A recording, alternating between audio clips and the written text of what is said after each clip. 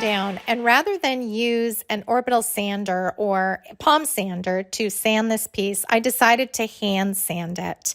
And using dollar store sandpaper, which I do not recommend, I actually had some 120 grit dollar store sandpaper on hand and just thought I would finish it off as not to be wasteful. But really, go for the brand name. Don't bother with the dollar store stuff, and I'll show you why in a moment. Anyways, I took a sheet of the dollar store sandpaper and I quartered it by using my painter's tool. This painter's tool has numerous applications to it, and cutting sandpaper with a sharp edge is just one of them. It's just so simple to do. Scuff sanding the entire piece, this entire French Provincial dresser, took me about 10 minutes in total.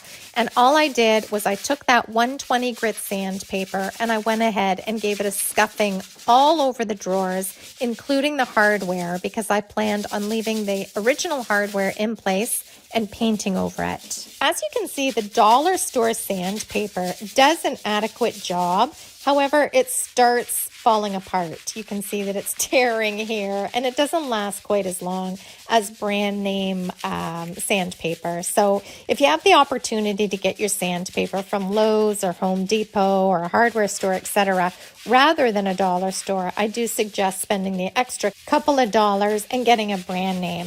In the long run, it will save you money because this sandpaper lasts much longer. Once I scuff sanded a drawer, I would take the brush off all the dust, and then move on to the next drawer. Again, I'm just giving this a hand scuff sand. I'm not trying to remove any of the finish. I'm just trying to scuff it up so it gives the paint something to cling on to.